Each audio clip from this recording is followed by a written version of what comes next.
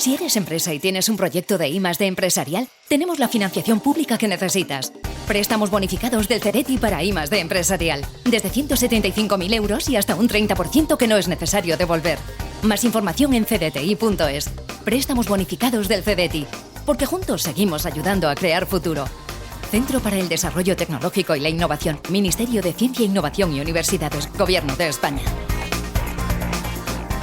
La preservación del capital con una buena rentabilidad sin sobresaltos. Dunas Capital, el grupo financiero español independiente experto en rentabilidad y tranquilidad. Información publicitaria, contenido legal en la web dunascapital.com. Bienestando es eso que sientes cuando tienes un negocio y con el Santander durante 12 meses no pagas la tarifa plana de tu TPV si la contratas antes del 30 de septiembre de 2024 junto con una tarjeta de crédito profesional y un seguro. Y además llévate 500 euros por domiciliar los seguros sociales y el pago de una nómina hasta el 31 de diciembre de 2024. Consulta condiciones en bancosantander.es.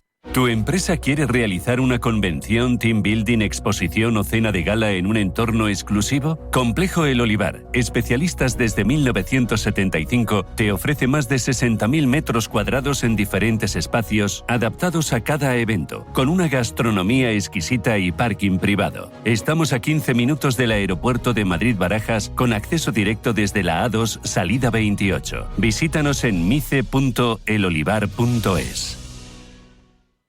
¿Buscas vehículo de renting para tu empresa? Alquiver.es. Todo lo que necesitas en una sola cuota y sin sorpresas. Deja la movilidad a Alquiver y preocúpate por tu negocio. Visita alquiver.es. Mi tierra sabe a vendimia, a jamón curado, a leche fresca, a verdura tierna, a trigo dorado, a pan reciente, a rico asado. Mi tierra tiene 1000 sabores auténticos porque mi tierra es tierra de sabor. Disfruta de la marca de calidad de los productos de Castilla y León. Junta de Castilla y León. La salud empieza por los pies. El doctor Juan Pablo Jiménez cuenta con más de 27.000 intervenciones en cirugía del pie. Los pies rigen la salud de todo nuestro organismo. Para dar solución a las patologías del pie, les emplazo todos los domingos a escuchar el programa La salud empieza por los pies. Doctor Juan Pablo Jiménez.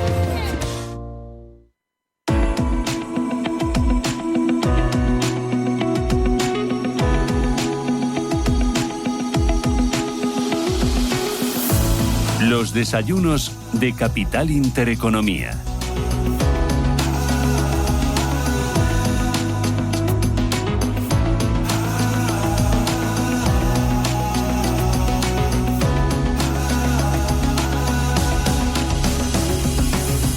Bueno, me tiene totalmente descolocada porque yo cuando le invitamos aquí a la radio viene sobre todo a hablarnos de hidrógeno, de la realidad, de la parte tecnológica, de la parte también como inversión, de proyectos concretos y bueno, y hoy ha venido a presentarme un fondo de inversión que tiene el sello o la marca Patentes y Marcas. Madre mía, ¿en qué se ha metido este señor? Rafael Luque, ¿qué tal? Buenos días. Buenos días, Susana. CEO de Ariema, que además me decías que lo está haciendo muy bien este fondo, ¿no? Sí, la verdad es que lleva 2 años, cumple este mes 2 años y estamos en una rentabilidad estupenda. Estamos en un 27% a 2 años desde inicio hasta ahora. Bueno, pues enhorabuena, ¿no? Muchas gracias, yo se lo traslado a todo el equipo. Oye, ¿qué es este fondo de patentes y marcas? Pues a ver, nosotros como nos conoce, pues venimos de un sector de alta tecnología, como es la producción de hidrógeno verde, y esto es una extensión de ese conocimiento en tecnología, pero tecnología patentable, con un complemento en marcas y redondeado a buscar empresas que tienen propiedad intelectual, que es sobre todo las patentes y las marcas y algunas otras cosas como el secreto industrial o denominaciones de origen y tal. Perdóname ignorancia, ¿qué diferencia hay entre una patente y una marca? Bueno, pues empiezo... Ponme ejemplos para que yo lo entienda. Sí. Empiezo por la manera simple de contarlo. En general, una empresa con muchas patentes es una empresa con buenos productos. Una empresa con buenas marcas es una empresa que nos hace sentir que tiene buenos productos.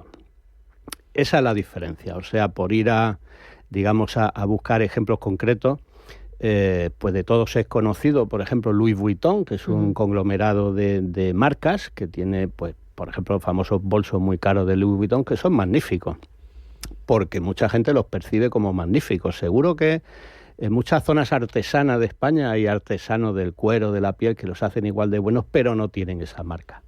El mundo de las patentes es más complicado. Por ejemplo, hay una empresa de moda que es ASML Holding de Holanda, una de las buenas empresas holandesas, que fabrica las máquinas necesarias para esos semiconductores que producen TSM, Intel y otras muchas, y es la única del mundo capaz de hacerlo, con lo cual esas patentes que redondean su capacidad tecnológica le permiten tener un monopolio. Ponme más ejemplos, porque lo de la marca lo entiendo, que al final te hace sentir bien, ¿no? Es un elemento de, pues no sé, de lujo, de seguridad, de confort, es algo muy emocional. Sí, sin duda la marca es subjetiva. Pensemos lo que ha sucedido, por ejemplo, en el sector de automoción. En España, en general en Europa, seguíamos pagando más dinero por marcas premium, percibiendo que eran mejores, y sin embargo han ido pasando los años y vemos que las empresas de automoción asiáticas pues han hecho mejor inversión en tecnología, tienen no solo coches tradicionales, sino que tienen coches eléctricos de batería y coches de hidrógeno. Y esas marcas que antes se percibían en España como marcas baratas, resulta que progresivamente, pues preguntas a la gente entendida, pues estoy pensando, por ejemplo, en los taxistas, y ve que compran vehículos coreanos o japoneses o ahora incluso chinos porque los perciben ya como mejores porque han hecho un mejor desarrollo en tecnología y por tanto en patente. Empresas que tengan muchas patentes y patentes de reconocido prestigio y que sean populares en todo el mundo y que se utilicen para producir otros bienes o servicios, o empresas con marcas legendarias, ¿hay más en Europa? ¿Hay más en Estados Unidos? ¿Hay menos en China? Bueno, las cosas están cambiando y eso pues un buen barómetro es ver cómo tenemos la diversificación geográfica en este fondo. En torno al 56% están empresas americanas, porque realmente el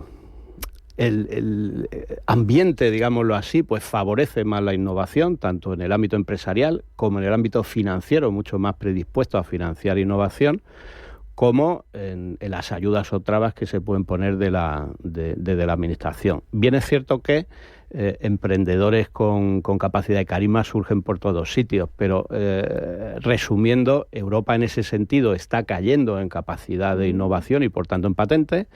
Estados Unidos se mantiene y crece, y Asia pues empuja muy fuerte. Las inversiones en tecnología que está haciendo Corea del Sur, Japón y muy pujante ahora China son espectaculares. ¿Patentes está más relacionado con innovación y con tecnología? Sí, exactamente. O sea, la bueno, patente... con farmacia estoy pensando también. Sí, pero el sector farmacia tiene una situación un poco compleja, porque las patentes tienen fecha de caducidad, es decir, una patente según países te da un monopolio de explotación entre 10 y 15 años, y eso en el mundo farmacéutico es un problema, porque tú patentas una molécula que tiene potencialidad de curar ciertas enfermedades, pero desde que la patentas, terminas el desarrollo, haces las pruebas clínicas, estás consumiendo muchos años y por tanto el periodo que te queda de explotación comercial es más bajo. Por eso nosotros, según nuestro criterio, en este fondo tenemos solo 2 empresas del sector farmacéutico. O sea, que las patentes caducan. Sí, ten en cuenta que una patente otorga un monopolio de explotación en todos los países donde esté registrado. Por eso, por ejemplo, la empresa Coca-Cola en su día decidió que no patentaba la fórmula de la Coca-Cola, sino que la mantenía como secreto industrial. De hecho, en algunos sectores se tiende más al secreto industrial, por una parte por el problema de caducidad de la patente y por otro porque, bueno, a veces perseguir legalmente que una empresa china te copie una patente no es fácil.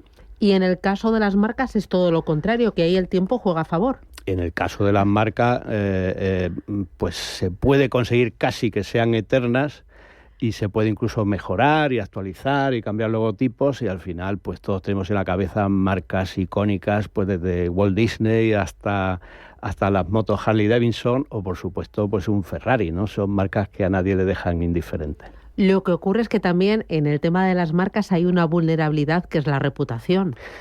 Sin duda, todas las empresas con buena marca la tienen que cuidar y mucho, porque efectivamente en el mundo actual de las grandes redes sociales hay peligros. Sí. Oye, vosotros habéis lanzado un fondo de inversión, me decías hace justo 2 años, Ariema, Patentes y Marcas. ¿Qué hay dentro? ¿Qué encuentro? ¿Tecnología? ¿Encuentro lujo?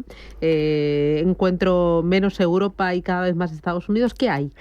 Pues hay mucha diversificación en países y en sectores, porque lo que buscamos, y no es fácil, no usamos los criterios tradicionales de los asesores o de los gestores, sino en el equipo tenemos básicamente ingenieros analizando la tecnología para ver sus patentes y el impacto de sus marcas y lo que hace la competencia. Y lo hacemos porque ese monopolio del que hablábamos, Susana, lo que otorga es una ventaja competitiva que te permite tener mejor margen de beneficio sobre venta. O sea, al final, si tú no tienes tu producto defendido por patentes y marcas, ¿qué es lo que te pasa? Que si ganas dinero, todo el mundo te copia, todo el mundo vende y te obliga a bajar margen. Y si tienes un margen, y pasa en muchas empresas españolas, del 3, del 4, del 5%, pues tiene una debilidad empresarial y financiera durísima. Si tienes una gran marca, y ahí pues hay muchos ejemplos, te puedes permitir tener un gran margen de beneficio sobre venta y mantenerlo, porque los competidores tienen el freno de tus patentes y de tus marcas para hacer cosas parecidas a las tuyas. Como me dices, es un fondo muy diversificado. ¿Cuántas compañías? Pues tenemos casi 40 empresas diferentes. El mayor peso, las 3 primeras posiciones, ¿cuáles son?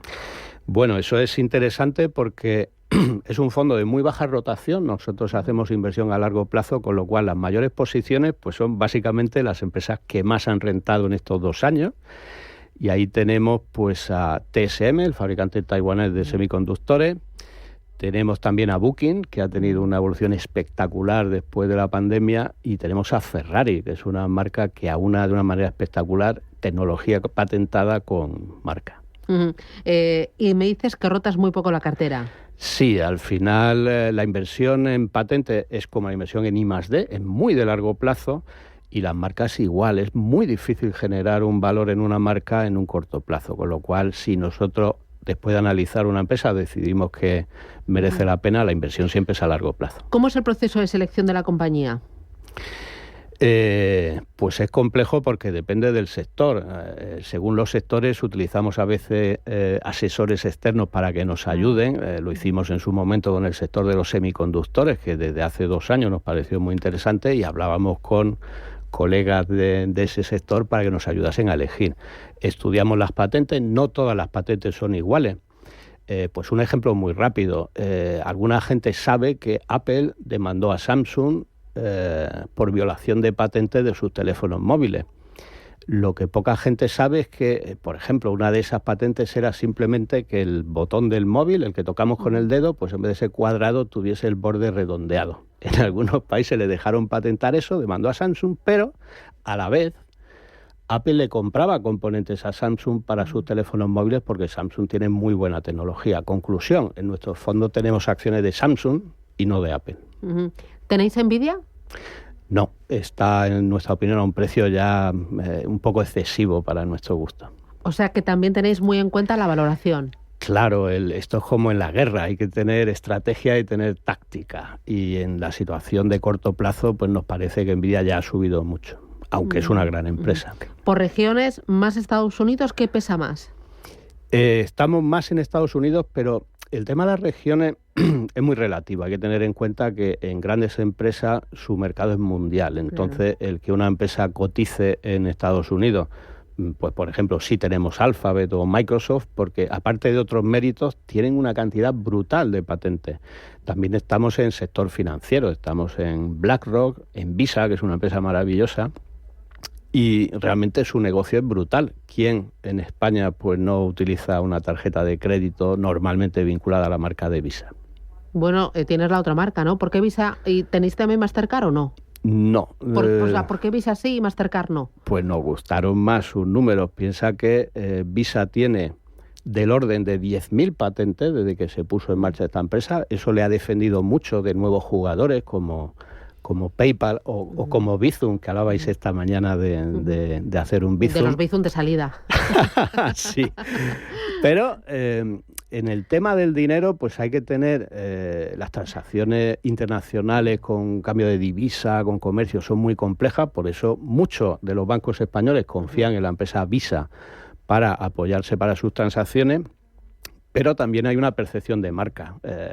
Cuesta mucho que un nuevo jugador nos genere la misma confianza que tenemos al echarnos en la cartera una visa o al darle a nuestros hijos una visa cuando se van al extranjero, ¿no? Oye, me decías que la rentabilidad ronda el 30% después de 2 años de lanzamiento. Sí.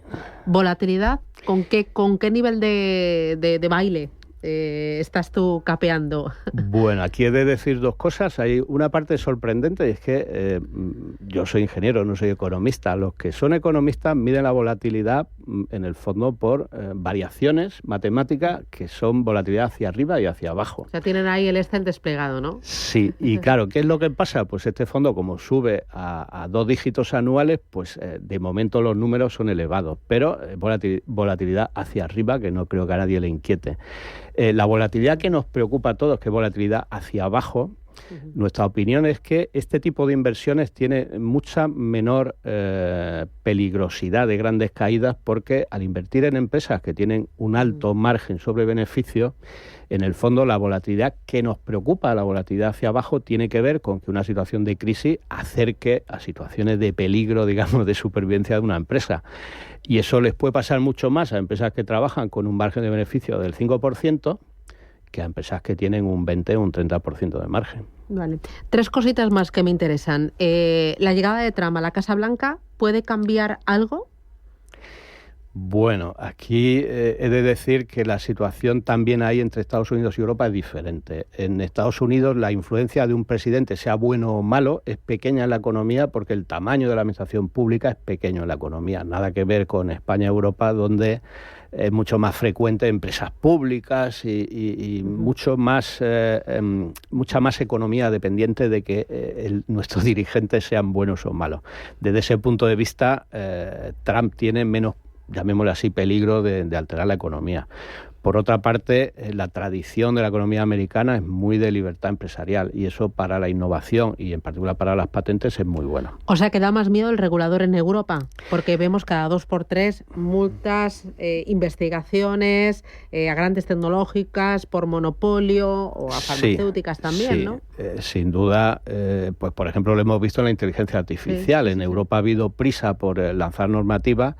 Y aunque la intención es buena, no me cabe duda, pero en el fondo eso es poner trabas a la creatividad empresarial. Una gran multinacional, sin duda Nvidia, tiene capacidad de cumplir cualquier normativa que le impongan, pero una pequeña startup, si tiene que estar leyendo el boletín oficial del Estado para ver todo lo que tiene que cumplir, lo tiene más difícil. Patrimonio bajo gestión. Pues en Ariema Patentes y Marcas estamos en torno ya a los 16 millones de euros de patrimonio. Vale, si lo quiero contratar, ¿por dónde? Bueno, ¿cómo lo hago? Pues en un banco que es amigo de esta casa, en Renta 4 Banco, muy fácil, cualquier oficina, cualquier operativa por internet nos permite acceder, y además es un fondo contratable desde tan solo 10 euros.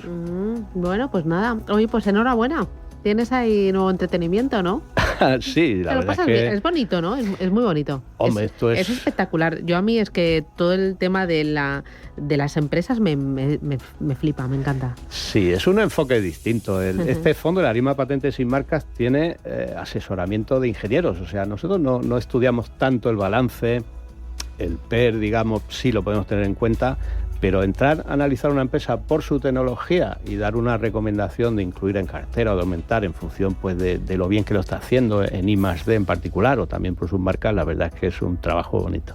Pues enhorabuena, a hacerlo crecer, que las rentabilidades sigan volando y grandes éxitos. Ariema Patentes y Marcas. Oye, pues nada, grandes éxitos. Un abrazo fuerte. Gracias, Rafa. igualmente. Un abrazo, Susana. buen fin de semana. Igualmente. Bueno, volvemos, coge ahora la rienda Rubén Gil, Foro Empleo, y bueno, en el foco está el talento. Hasta las 12 aquí en Capital Intereconomía.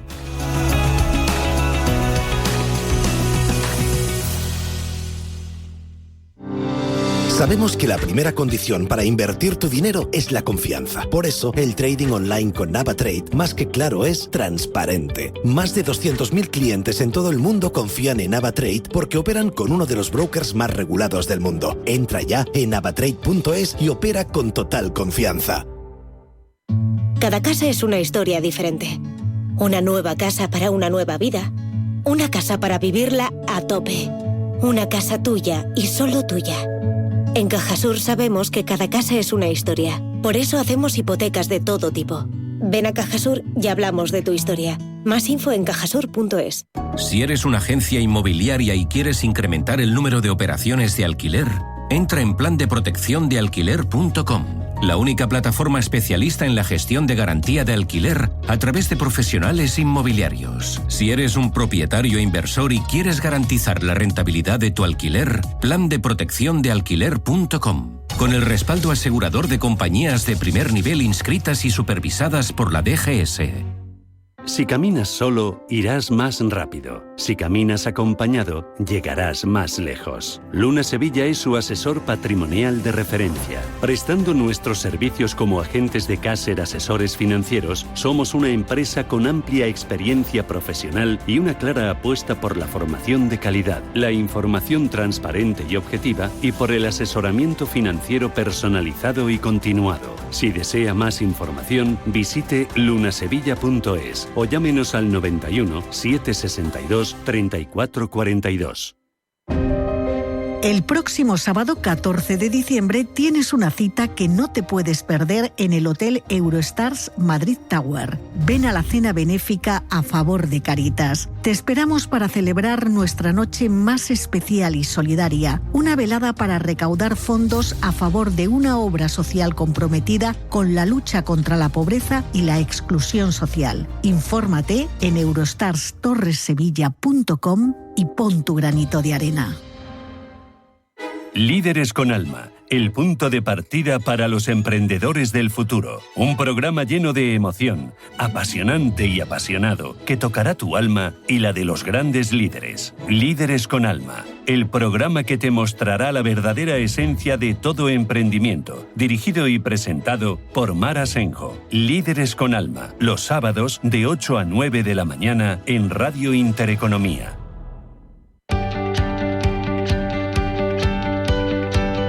Foro Empleo en Capital Intereconomía.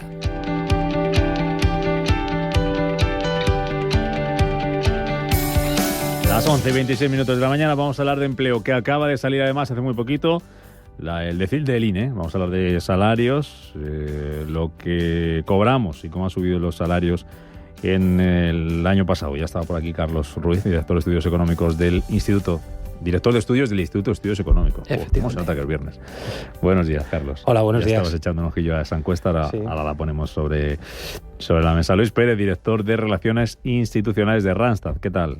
Buenos días. Pues bien, ¿cómo va la si cosa? Empezamos hablando de salarios, no vamos mal. No vamos mal. ¿Y de contrataciones qué tal? Me acordaba yo esta mañana de vosotros porque leía un informe que había sacado Comisiones Obreras sobre los 71.000 empleos que se van a necesitar en el comercio, que no sé si se van a crear o muchos se van a quedar ahí a medias, porque está siempre eso ahí de que hay posiciones que no se terminan de cubrir en hostelería, faltan camareros, no sé si va a faltar gente para el comercio también ahora de cara a temporada de Navidad, Black Friday, rebajas. La contratación sigue en un ritmo positivo, creciendo en algunas cosas, pero es verdad que siempre estamos con la misma cuestión. Hay dos problemas muy graves. Nos cuesta subir en las horas de contratación, mucho, está siendo muy difícil, y nos cuesta cubrir muchas posiciones. La gente, el otro día leía yo también una nota sobre perfiles cualificados, pero la problemática no es solo de perfiles cualificados, está siendo cada vez más de perfiles cualificados y no cualificados, por distintas razones. Al final, una de ellas es que para cada sector hay un número X de profesionales y cuesta volver a aumentar el número de profesionales. Yo creo que es siempre el problema de la cualificación de los trabajadores.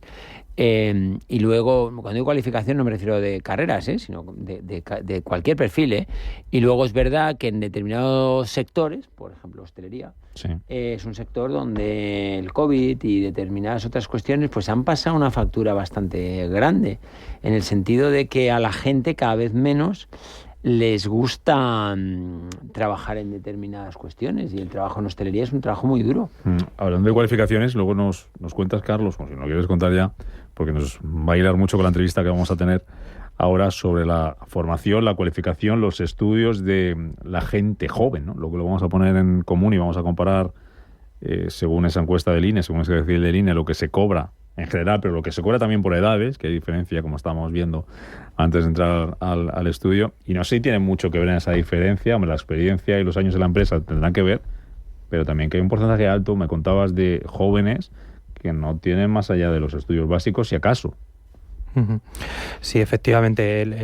La verdad es que cuando pues analizas el mercado de trabajo y vas viendo las nuevas tendencias que se van incorporando en cuanto a la atracción y retención del talento, parece que todos, sobre todo el talento joven, parece que todos nos enfocamos en sectores de sector servicios, como muy tecnologificados, con una digitalización introducida importante y con gente de alta cualificación.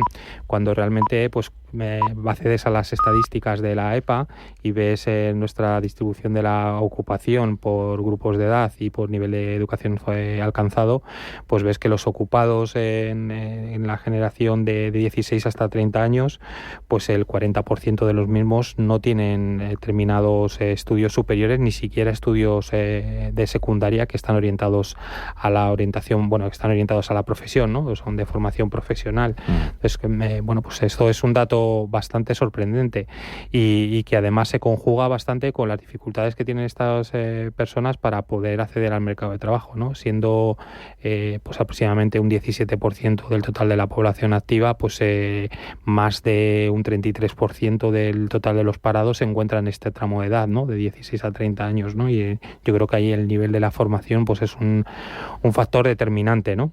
Y pues ahí se conjugan sobre todo pues variables que siempre son muy relevantes en el mercado de trabajo, como son pues sobre todo el nivel salarial, ¿no? Más que otro tipo de condiciones del mercado de trabajo que pueden aplicarse a otro tipo de edades. Luego os pregunto también, vamos a hablar de talento, pero luego os pregunto también por esa reducción de la jornada laboral que va a llevar a cabo trabajo, haya iniciado los trámites, lo va a hacer por ley, sin el apoyo de la COE. Me contáis a ver qué pasa a partir de ahora. Digo que vamos a hablar de talento porque se publicaba esta semana el informe del talento joven realizado por la asociación DEC, la Asociación para el Desarrollo de la Experiencia de Cliente, y la consultora IZO, con un objetivo que es entender cuáles son los factores clave que motivan y los valores que guían el desarrollo profesional de la generación Z, que esto creo, nuestro invitado seguro que sabe más, que son los nacidos entre los mediados de los 90, principios de los 2000, los que andarían ahora mismo más o menos rondando por debajo de los 30. Nuestro invitado, que es don José Serrano, que es vocal de DEC y es el consejero delegado de IZO España. Don José, bienvenido, muy buenos días.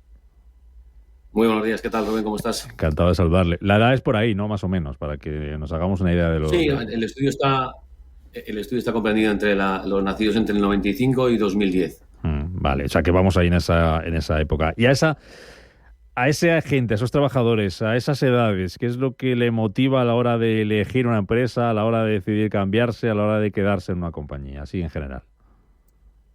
Pues mira, la generación tiene muy claras sus prioridades. La verdad es que a la hora de elegir un empleo, el estudio arroja tres datos muy claros que dicen que en primer lugar destacan la conciliación y la flexibilidad horaria como el aspecto más importante, con un 25% aproximadamente. La segunda opción o segunda prioridad es la remuneración y los beneficios. Y como tercera, el desarrollo y crecimiento profesional. Sin embargo, es curioso que al analizar las razones detrás de los cambios de empleo, cuando alguien quiere cambiar de empleo, este orden se invierte, ¿no? Entonces, en primer lugar, que eligen son la remuneración y los beneficios, y pasan a ser la principal motivación del cambio, seguido muy de cerca del desarrollo y crecimiento, y en tercer lugar, la conciliación y la flexibilidad horaria. Claro, y porque es una cosa curiosa, ¿no? O al menos parece curiosa, ¿no? Que cuando uno está dentro de una empresa prioriza el tema de la conciliación, el tema de la flexibilidad, pero cuando nos llama al vecino le pedimos que nos pague más.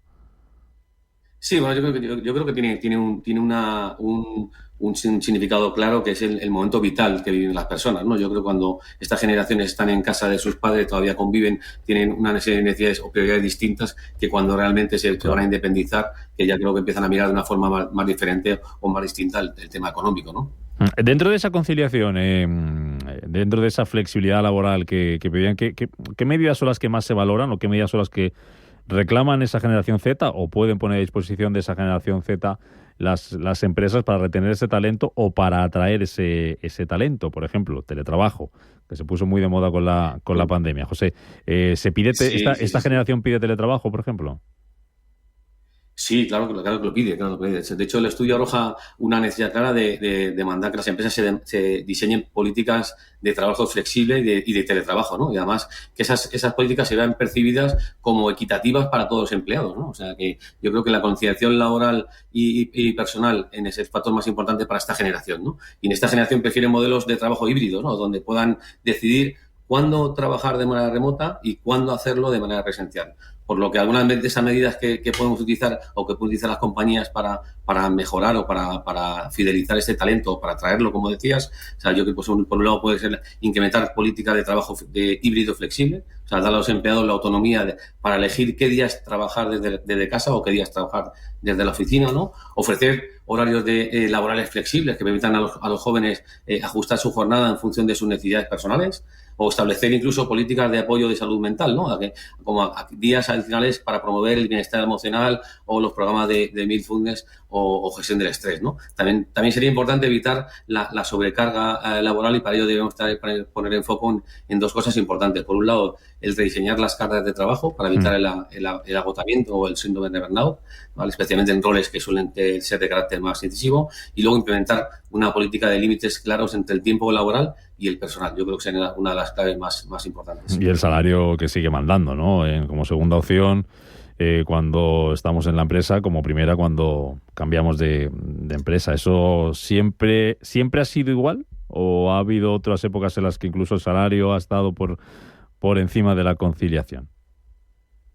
Pues yo creo que estas generaciones, ¿no? O sea, el estudio muestra que los jóvenes, la concienciación y el bienestar son prioridades, ¿no? Como te decía antes a la hora de cambiar, ¿no? Sin embargo, a la hora de elegir un trabajo. Y sin embargo, cuando quieren cambiar, como te decía antes, le priorizan más la parte económica, ¿no? Y lo achacamos o lo seguimos pensando que tiene que ver por el momento vital, ¿no? Como te decía antes, ¿no? Si viven con sus padres, priorizan la calidad de vida. Si están avanzando profesionalmente y buscan independizarse, pues se tienden a enfocar más en las necesidades más económicas. Pero yo creo que la clave es más que decir que pesa o radica donde encontrar un equilibrio entre el bienestar y el salario adaptado a las circunstancias y las expectativas de cada persona. Yo creo que es lo más importante, ¿no? José, este estudio que presentabais esta semana se enfoca en la generación Z. Después de lo que has visto en la generación Z y lo que podéis tener de otros datos, otros estudios en otras generaciones, en otras edades, ¿cambian mucho las prioridades? Es muy buena pregunta. Yo creo que la crisis del 2008 y la pandemia o el famoso COVID-19 han hecho que algunas de las brechas entre estas generaciones se reduzcan notablemente, ¿no? Yo creo que la generación Z, al haber entrado en un mundo laboral con tantas dificultades e incertidumbres, necesitan más seguridad, necesitan estabilidad económica y laboral, al igual que ocurre con las otras generaciones como los millennials, ¿no? Que son un poquito antes, ¿no? Son mucho más conscientes por ejemplo, de la salud mental en el trabajo, dándole mucha más relevancia en el día a día y son más transparentes al elegir sus emociones y sentimientos, por ejemplo, ante su jefe, ¿no? Si lo comparamos con las generaciones actuales, ¿no? Que yo creo que tenían necesidades distintas, pero porque vivíamos contextos diferentes.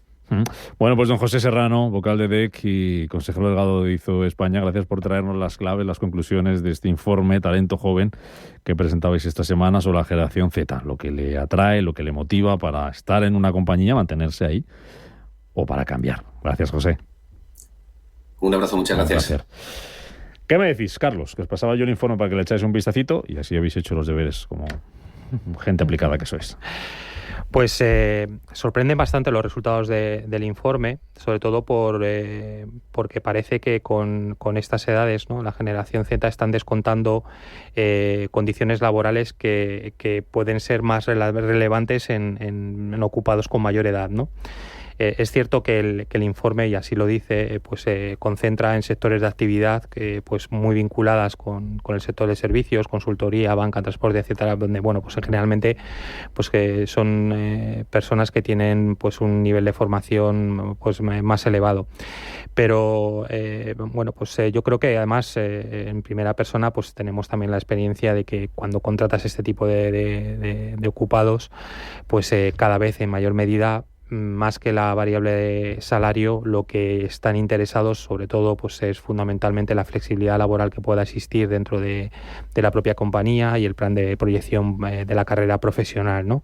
Obviamente sigue siendo el salario una variable también determinante, pero no nos debe dejar engañar la cuestión de que, bueno, pues que estos jóvenes, en cierta medida, si no se ven comprometidos con el proyecto de su puesto de trabajo, dedican menos horas, ¿no? Si tú vas a la estadística de la encuesta de población activa, sí que se observa que, bueno, pues con estos tramos de edad, los ocupados que desean trabajar más horas, el porcentaje es muy superior al que se produce en el de la población total, y es más, la diferencia del porcentaje de ocupados que desean trabajar más horas con respecto a los que desean trabajar menos horas, aun con una reducción salarial, esa diferencia también es muy superior en este tramo de edad que en el total. Por tanto, nuestros jóvenes se sienten comprometidos todavía pues en su puesto de trabajo a llevar a cabo pues una labor de trayectoria profesional y de, bueno, pues de en esos momentos que requiere, sobre todo para adquirir más experiencia, entiendo,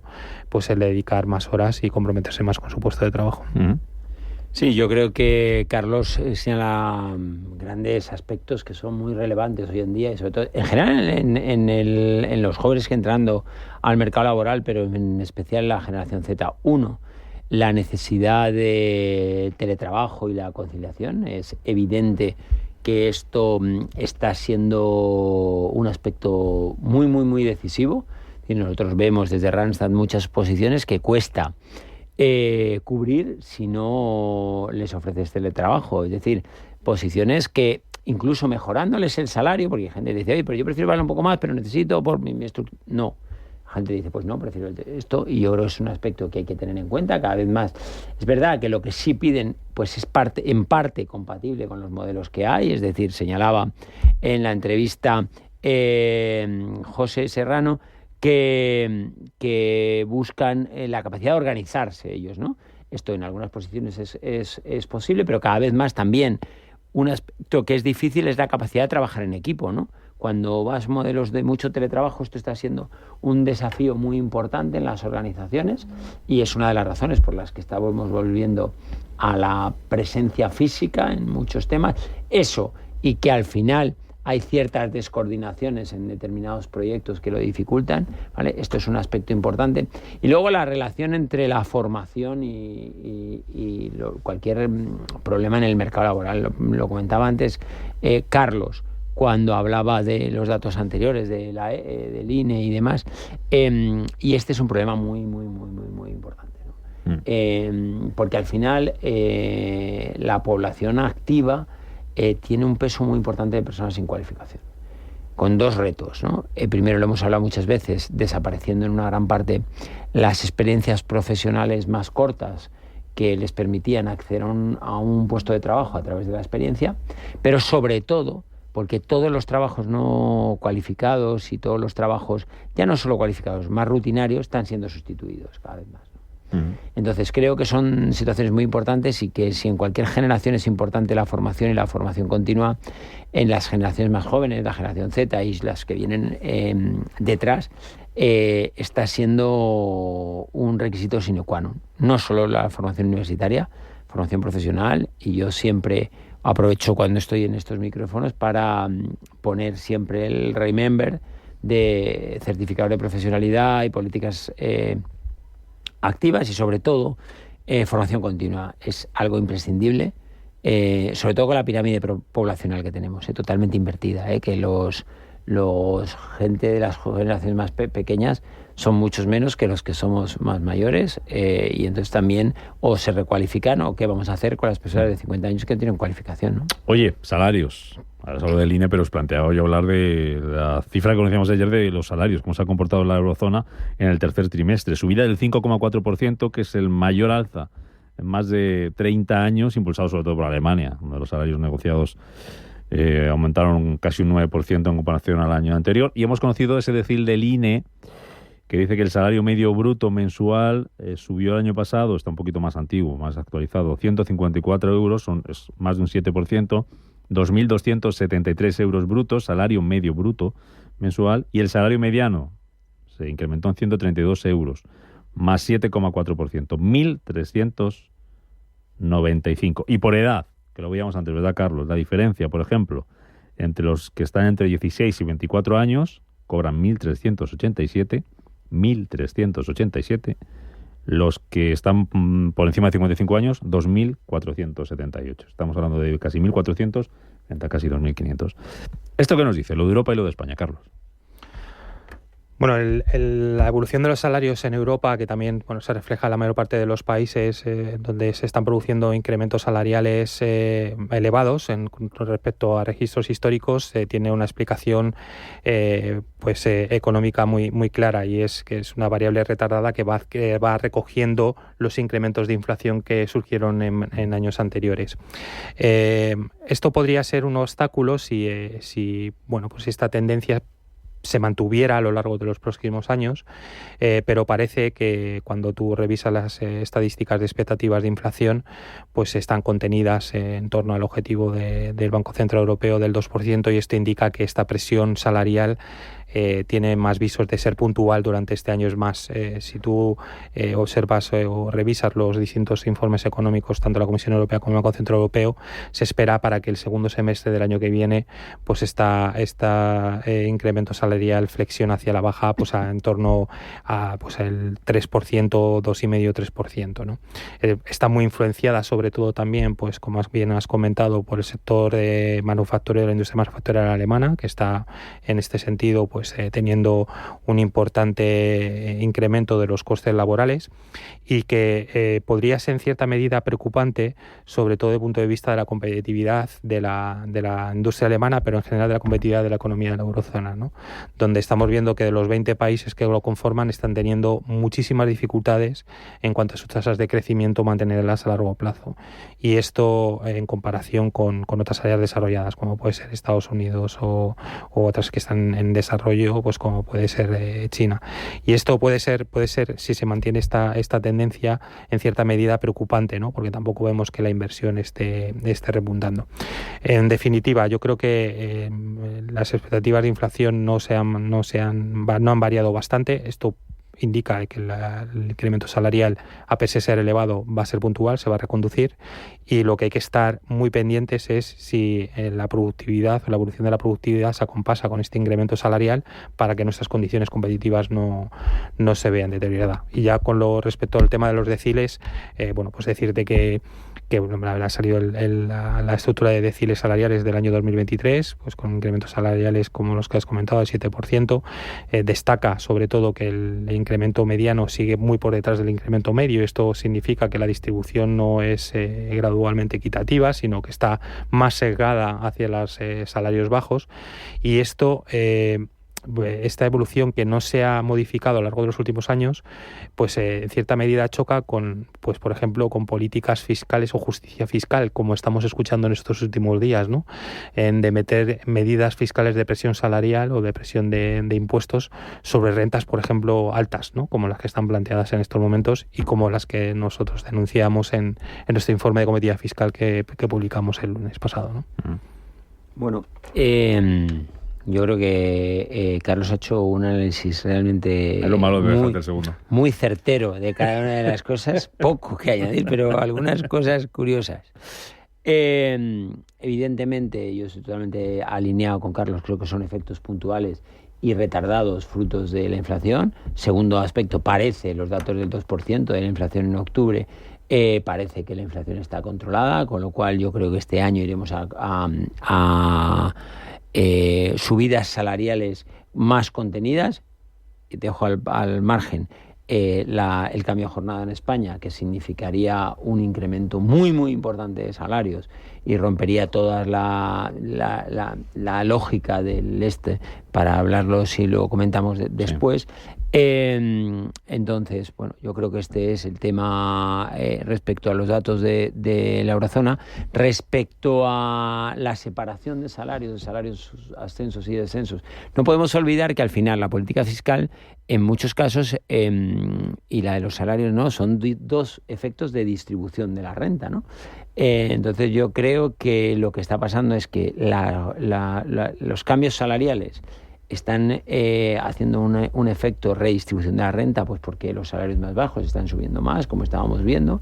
Entonces no tiene mucho sentido que en un modelo, insisto también en lo que señalaba Carlos, en un modelo que parece que los salarios ya se están ajustando, el quid de la cuestión es conseguir que los salarios bajos tengan el incremento, si suben más, tengan los incrementos porcentuales de productividad necesarios para equilibrar esos aspectos y de esta manera pues jugar con todas las variables. Nosotros siempre hemos dicho, y en esta mesa muchas veces, y Carlos y yo más todavía, que el problema nunca es que suban los salarios, que es algo bienvenido, en tanto en cuanto generan más consumo, pero esto no pasa si no va acompañado de un incremento de productividad. Si no va acompañado de un incremento de productividad, significa que todas las bondades que podrían tener los efectos de las subidas salariales no se producen. ¿Por qué? Pues porque o generan paro o generan menos contratación, que es lo que ha pasado, por ejemplo, en el efecto del salario mínimo. La gente dice, no, ojo, es que no es verdad que haya destruido empleo. Es verdad, no ha destruido empleo. Pero la realidad es que las horas de trabajo no aumentan en este país desde tiempos inmemoriales y que, además, no conseguimos aumentar la productividad. Bueno, jornada laboral, que ya lo habéis puesto sobre la mesa y que es el otro tema del día, de la semana, después de que ayer ya Trabajo anunciara que inicia los trámites para reducir por ley la jornada laboral a partir del año que viene 37 horas y media. No se suma la patronal de acuerdos y los dos grandes sindicatos, Comisiones Obreras y UGT, y me contáis qué va a pasar a partir de ahora, porque entre lo que va a pasar es que no va a haber ayudas para las pymes, para micropymes. Se ofreció ese plan en la negociación de trabajo, pues para ayudar a incentivar la reducción de la jornada laboral a las empresas que contrataran con esa reducción de la jornada. Vamos a ver en qué queda esto, porque a partir de ahora, ¿qué? Carlos. O Luis, venga. Empiezo yo. Esta es la enésima vez que sale este titular, también para que lo sepamos. Lo importante de este titular es que si realmente se opta por ley, hay que llegar al Parlamento y votarlo y que salga. Tener apoyos. Claro. Esto, 1. 2. Es complicada la posición de los sindicatos en esta situación, para mi punto de vista. ¿Por qué?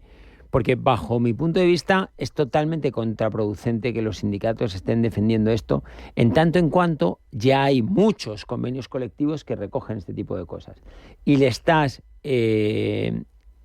restando a la negociación colectiva la posibilidad de adaptar sectores a necesidades puntuales, como se ha venido haciendo hasta ahora. Con lo cual yo creo que es un error garrafal que el gobierno unilateralmente opte por esto. Segundo, creo que suponiendo que saliera y que tuvieran los votos, es evidente que todos los convenios que están paralizados tendrán que tener esto en cuenta. Recordar que las partes negociaron en muchos convenios subir salarios y no jornada, y ahora te cambian las reglas del juego. Y tercero, creo que el objetivo, y lo podremos ver aquí, suponiendo que todo esto se diera y qué tal, a ver qué va a pasar, porque lo que va a pasar realmente es que esto que se hizo se hizo principalmente por una cuestión política, pero más allá de la cuestión política que se hizo por un anuncio de necesidad de conciliación, va a acabar en más días de vacaciones, porque es la única manera de gestionar esto. ¿Qué hacen las empresas que trabajan a 3 turnos? ¿Qué van a hacer? ¿Van a contratar una persona para hora y media? ¿Cómo lo van a gestionar? ¿Qué va a hacer el señor de la farmacia con 8 horas? Va a ir, es decir... Explícame eso de más días de vacaciones. A ver, pues porque al final tú no puedes en una jornada de 8 horas, tienes 3 turnos, sí. ¿Cómo lo haces? Entonces la única manera que haces es, señores, yo les compenso a final de año, metemos horas de trabajo, disminuimos las horas de trabajo y les doy más días de vacaciones. Es que si no, no es gestionable. Y cuando haya que dar vacaciones, ¿quién trabaja ahí? Nadie. Pues ya entonces que llamen a Randstad. Que no se llama temporada ahora. No, es que sí. Como quieran que nos llamemos. Hacemos lo que haga falta. Dentro del marco, lo que haga falta. Entendido. No, en serio. Es que no hay otra manera de gestionarlo, Rubén. ¿Qué hace la automoción? ¿Qué hace toda la cantidad de industria, la que tenemos, que trabaja a 3 turnos? No hay posibilidad, porque aún los otros pueden darnos menos servicio. Por la farmacia abre menos y a tomar por saco. Cuando salgas a comprar la artobastatina, oye, que como todos ya... Pero la vas a comprar en vez de hasta las 9:30 hasta las 8, ¿no? O llegas tarde a trabajar, o... Bueno, tendrás en vacaciones sí, pero el día a día... El día libre ese que te van a dar por no trabajar. Pero que la farmacia tendrá que estar abierta, claro. Digo yo, no sé. Bueno, habrá que organizarse, ¿no? Habrá que preguntárselo a la ministra cómo van a hacer las farmacias, contratar a alguien para hora y media, pero como no quiere que haya contratos temporales, un fijo y continuo para trabajar hora y media. Ay, realmente rocambolesco. Yo creo que me sumo también a las declaraciones que hacía esta semana nuestro presidente Íñigo Fernández de Mesa. Creo que es una medida que ni es buena para el país, ni es buena para el empleo, ni es buena para el bienestar social general. Es una intromisión en toda regla de la autonomía de la negociación colectiva. O sea, si vas al artículo 37,1 de la Constitución, dice que la ley garantizará el derecho a la negociación colectiva laboral entre representantes trabajadores y los empresarios, así como la fuerza vinculante de los convenios. Esta medida, desde un punto de vista de responsabilidad, no se puede apoyar de ninguna forma, ¿no? Es una propuesta que modifica por ley la propia materia de los convenios colectivos, donde muchos de ellos, como bien ha dicho Luis, pues están negociando pues estas reducciones de jornada, y era una forma bilateral de negociación que está funcionando sin ningún tipo de intromisión, y que han estado funcionando sin ningún tipo de intromisión, ¿no? Y este debilitamiento del marco de la negociación colectiva pues en la práctica supone muchos hándicaps, ¿no? Algunos pues aquí se han apuntado, ¿no? Y sobre todo hándicaps que, bueno, pues a lo mejor en grandes empresas pues son más o menos, tienen un mayor o menor coste, pero es que para muchas pymes pues se limita pues una capacidad de la organización interna de forma muy acusada, y su propia, en algunos casos, pues su propia supervivencia, ¿no? Y es que es difícil entender que se introduzca una medida con carácter general desde este punto de vista, ¿no? Porque hay enormes diferencias entre sectores y entre territorios, y hacer por ley una medida de carácter general, 37,5 horas, además de forma unilateral y de carácter inmediato para el año 2025, creo que no es la medida correcta, y por supuesto que aún más perentoria por no haber sido capaz de llegar a un acuerdo entre las tres partes. Pero esto va para adelante, Luis, ¿no? ¿O qué? Pues repito, si hay voto, va para adelante. Si hay voto, va para adelante, pero no tengo muy claro que haya votos a día de hoy. Pero bueno, tampoco lo teníamos muy claro con la reforma fiscal y salió. Y va para adelante. Pues es que tienen mucha mano con Cataluña, entonces ahora lo que van a adoptar es una vez más Junts y esta gente. Debilitar nuestro marco institucional. Es que no tiene sentido. Es que estas cuestiones que parecen puntuales, se forman de forma gradual, tienen un daño terrible, sobre todo desde el punto de vista de atracción de inversiones o de localización de actividades empresariales. O sea, ¿qué empresa puede planificar un proyecto cuando a la mitad del mismo te cambian las reglas del juego? Y todavía más grave. No puede ser que se nos llene la boca diciendo que el diálogo social es lo esencial, y el diálogo social es lo esencial cuando se aprueba lo que yo quiero.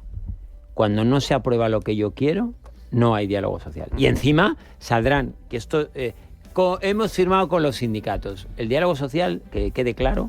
¿Sindicatos y patronal? ¿Cuál? ¿Vale? No diálogo social vigilado o dictado. O monólogo social. Luis Pérez Randstad, Carlos Ruiz, Instituto de Estudios Económicos. Pasad buen fin de semana. Igualmente. Gracias, como siempre. 3 minutos para las 12, noticias, y después Rafa Jiménez con la media sesión. Buen fin de semana, buen viernes también. Hasta el lunes. Adiós.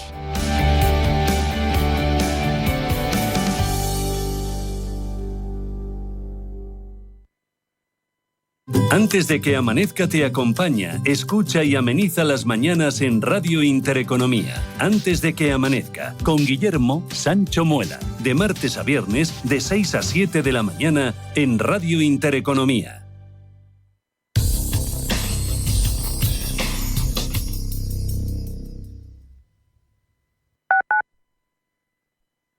¿Estás completamente seguro de que la rentabilidad de tus planes de pensiones es la mejor que puedes obtener? Si tu gestor solo te ofrece los planes de su banco, estás perdiendo oportunidades y, lo que es peor, años de rentabilidad para ti. En Velaria Inversores estamos a tu servicio, no al del banco. Trabajamos con 180 planes de pensiones de las entidades más punteras de España, y de ellos solo te ofrecemos los de mayores perspectivas de rentabilidad, sin ningún coste para ti. Si quieres más rentabilidad, visita velariainversores.com. ¿Sabía usted que unos pies con problemas pueden paralizar nuestro ritmo de vida? Le proponemos una solución indolora, con una mínima incisión y con anestesia local, aplicando las técnicas más avanzadas en cirugía del pie. Clínica Jiménez, calle Alcalá 378. Diagnóstico gratuito, 91 367 0071. Centro reconocido y autorizado por la Consejería de Salud y la Comunidad Económica Europea. 91 367 0071. Búscate una excusa para descubrir el felino salvaje de la península ibérica, para explorar el Ártico con Tamara de Lempica, para desentrañar el fenómeno de Casa en Llamas. Búscate una excusa y conéctate a CaixaForum Plus, la plataforma gratuita de cultura y ciencia, series, documentales, podcasts, conciertos y mucho más. CaixaForum Plus, la cultura que te espera. Fundación La Caixa. Atención inversor, únete al club de inversión de Grupos Eneas. Estamos especializados en la compra, reforma y venta de inmuebles y otros activos, ofreciendo rentabilidades muy atractivas. Coinvierte con nosotros. 91 639 0347. Grupos Eneas, tu aliado en la inversión. Está pasando, te lo estamos contando. Inversión y finanzas a tu alcance. Capital Intereconomía. De lunes a viernes a las 7 de la mañana en Radio Intereconomía.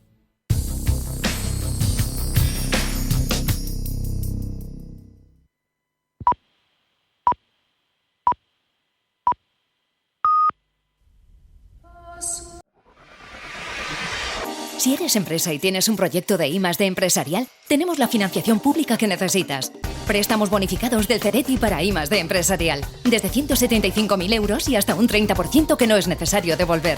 Más información en cdti.es. Préstamos bonificados del CEDETI. Porque juntos seguimos ayudando a crear futuro. Centro para el Desarrollo Tecnológico y la Innovación. Ministerio de Ciencia, Innovación y Universidades. Gobierno de España.